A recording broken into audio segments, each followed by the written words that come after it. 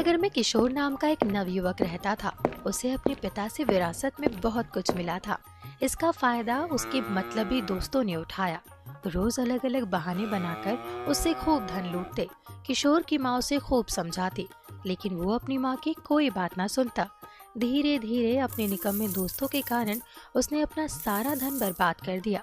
किशोर के पास सारा धन समाप्त होते ही उसके सारे दोस्त ऐसे गायब हुए जैसे गधे के सर से सींग।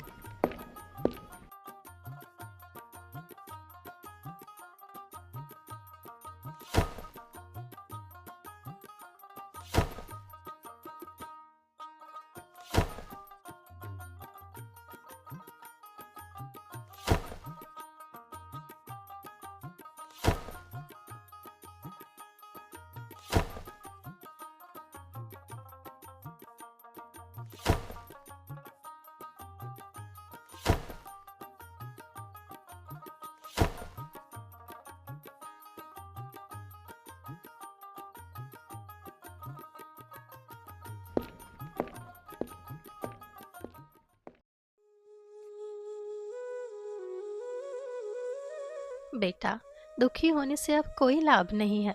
जो होना था वो तो हो चुका। अगर तुमने मेरी बात मानी होती तो आज तुम्हें ये दिन नहीं देखना पड़ता।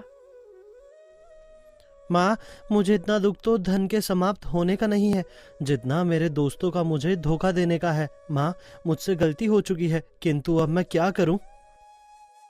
अभी भी देर नहीं हुई है। तुम चिंता मत करो। मेरे पास कुछ जेवर है। तुम उन्हें बेचकर कुछ काम धंधा शुरू करो। लेकिन खबरदार, अब अगर तुमने किसी मतलबी इंसान को अपना दोस्त बनाया तो। ठीक है माँ, अब जो तुम कहोगी मैं वही करूँगा।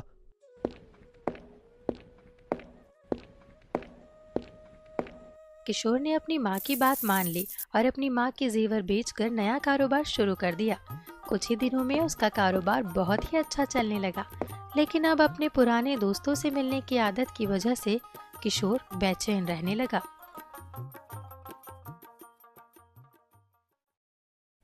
माँ, मैं अपने दोस्तों के बगैर नहीं रह सकता। तुम अगर दोस्तों के बिना नहीं रह सकते तो मेरी एक बात मान लो। तुम रोज एक नए दोस्त के साथ अपना समय गुजार लिया करो। एक बार किसी दोस्त के साथ खाना खाने के बाद तुम ना तो दोबारा उसके साथ कभी खाना खाना और ना ही उसे कभी अपने घर बुलाना। नगर के दोस्तों के साथ तो मैं ऐसा नहीं कर सकता कि उनके साथ कोई मतलब ना रखूं। इसीलिए मैं ऐसा करता हूं कि यहाँ नगर में आने वाले नए मुसाफिरों से ही हर रोज किसी न किसी को अपने घर ले आया करूंगा। उन्हें खाना खिलाकर सुबह विदा कर दूंगा। तुम्हें जैसा ठीक लगे तुम वैसा कर सकते हो। अगले ही दिन किशोर शाम को नगर में प्रवेश करने के मार्ग पर जाकर खड़ा हो जाता है और जो कोई भी मुसाफिर उसे वहां से जाता दिखाई देता वो उसे मित्र बनाकर सम्मान पूर्वक अपने घर ले जाता है। उसे घर में खाना खिलाता है, ढेर सारी बातें करता और सम्मान पूर्वक सुबह विदा कर देता।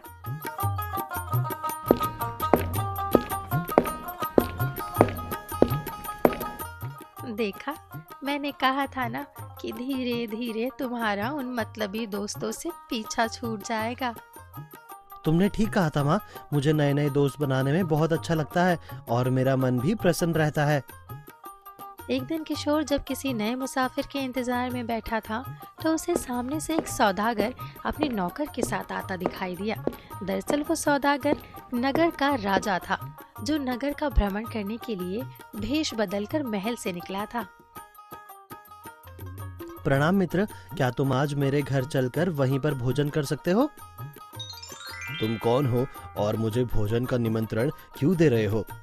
मित्र, मैं हर शाम नए मुसाफिरों को अपने घर ले जाता हूँ, उन्हें भोजन कराता हूँ और सुबह सम्मान पूर्वक उन्हें विदा कर देता हूँ।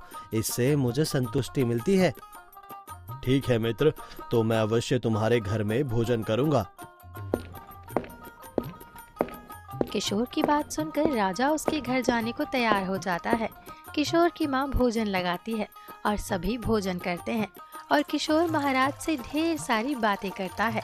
महाराज किशोर से पूछते हैं, मित्र, ऐसा क्या कारण है कि तुम हर शाम किसी न किसी मुसाफिर को भोजन कराते हो? किशोर ने अपनी धोखेबाज मित्रों की सारी बात राजा को सुनाई। मित्र, ये मैंने अपनी माँ की ही दी हुई नसीहत से शुरू किया है। इससे मुझे बहुत प्रसन्नता मिलती है और मेरा मन बिल्कुल भी दुखी नहीं रहता।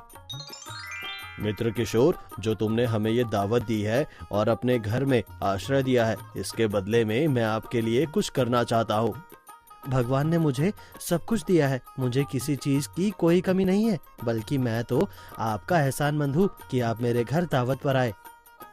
मित्र, माना कि तुम्हारे पास किसी चीज की कोई कमी नहीं है, लेकिन फिर भी अगर तुम्हारे मन में कोई भी इच्छा हो तो तुम मुझे बता सकते हो। मित्र, वैसे तो मुझे कोई परेशानी नहीं है, पर मेरी एक इच्छा है, लेकिन आप उस सिलसिले में कुछ नहीं कर सकते। मित्र किशोर, तुम बताओ तो सही, तुम्हारी क्या इच्छा है? हमारे यहाँ का जो मुखिया है, उसने पूरे गांव को परेशान कर रखा है, लेकिन कोई भी उसका कुछ नहीं बिगाड़ सकता। अगर भगवान मुझे एक दिन के लिए राजा बना दे तो मैं उसे ऐसी सजा दूंगा कि वो 7 पीढ़ियों तक याद रखेगा। भगवान करे आपकी इच्छा पूरी हो। चाहे जो भी हो, मैं इसे एक दिन का राजा अवश्य बनाऊंगा। फिर सभी सोने के लिए चले गए। राजा ने अपने नौकर से बेहोशी की दवा मंगाई और किशोर से छुपाकर उसके गिलास में डाल दी और वापस किशोर के पास आकर कहने लगे, लो भाई किशोर, तुम भी अपना दूध पी लो, फिर सोने के लिए जाओ। किशोर ने वो गिलास अपने हाथ में लिया और घट घट कर सारा दूध पी लिया। थोड़ी ही देर में किशोर बेहोश हो गया तो महाराज ने अपने नौकर को उसे महल ले जाने का आदेश दिया और स्वयं भी महल पहुंच गए। सभी मेरी बात ध्यान से सुनो। किशोर के कपड़े उतार कर उसे राजा की पोशाक पहना दी जाए और राजा के ही बिस्तर पर लेटा दिया जाए। कल शाम तक किशोर को ही राजा समझकर उसका पूरा सम्मान किया जाए। और मंत्री जी, कल ये व्यक्ति मेरी जगह दरबार में बैठेगा। इसके हुक्म का पालन ऐसे किया जाए जैसे मेरे हुक्म का पालन किया जाता है।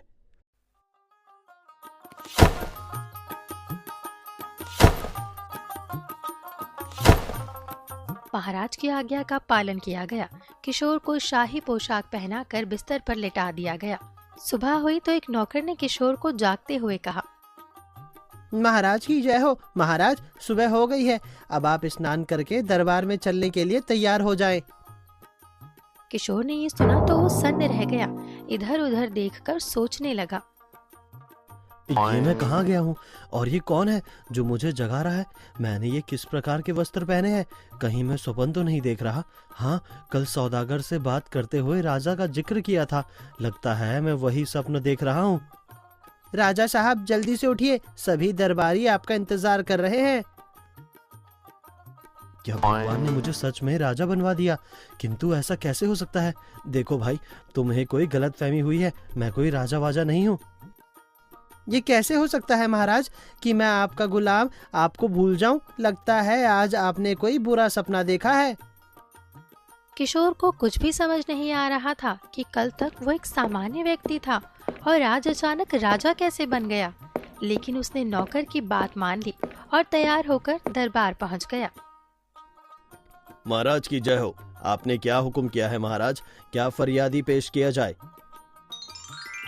सर्वप्रथम मेरा आदेश है कि इस नगर के मुखिया को देश निकाला दे दिया जाए और उसे कहा जाए कि ये तुम्हारी सजा है जो तुमने राजगढ़ के गांव वालों को परेशान कर रखा है। इसके साथ ही राजगढ़ में रह रहे एक व्यक्ति किशोर की मां को 1000 स्वर्ण मुद्राएं दी जाए।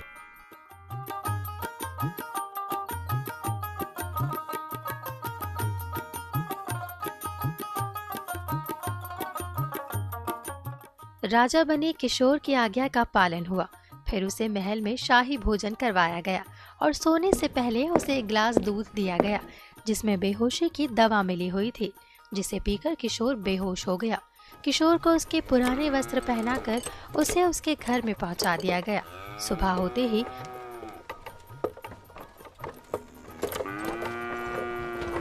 किशोर की आंख खुली तो वो आश्चर्य में पड़ गया।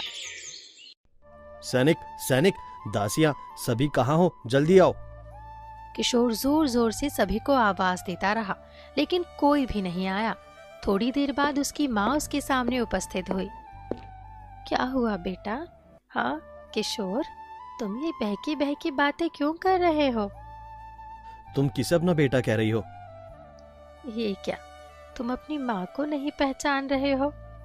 कौन किशोर? अब तो मैं इस राज्य का राजा हूँ। क्या मेरा बेटा पागल हो चुका है जो ऐसी बहकी बहकी बातें कर रहा है? बेटा किशोर, तुम ऐसी पागलों वाली बातें मत करो। अगर किसी ने सुन लिया तो हमारी शामत आ जाएगी।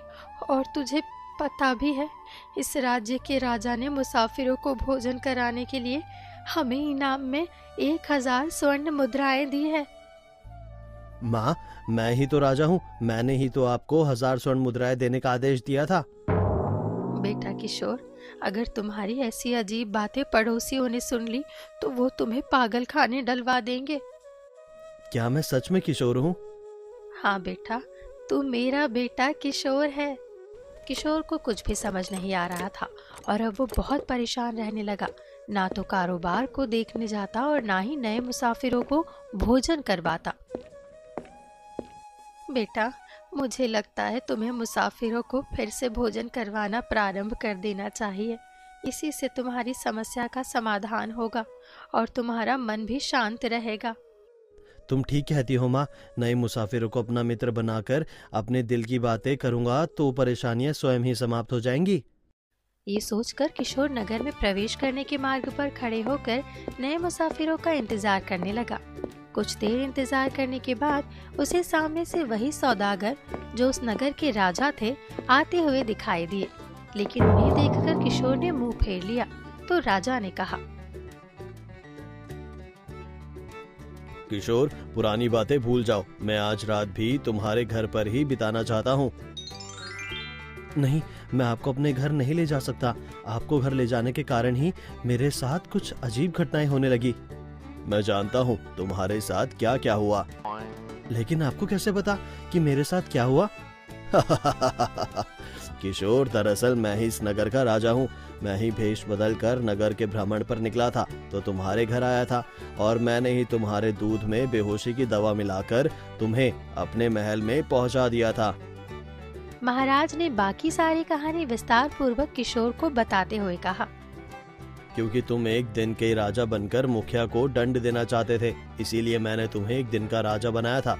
परंतु सच मानो तो तुम एक बहुत ही सच्चे और ईमानदार इंसान हो, इसीलिए मैं चाहता हूँ कि तुम मेरे महल चलकर नौकरी करो। आपका बहुत बहुत धन्यवाद महाराज। आपने तो मेरी सारी परेशानियां दूर कर दी। महाराज, आप सच में बहुत दयालु हैं। मैं अवश्य ही आपके महल में नौकरी करूंगा। अगले ही दिन से किशोर ने महल में नौकरी करना शुरू कर दिया। अब किशोर और उसकी माँ के दिन बड़े ही सुख से गुजरने लगे।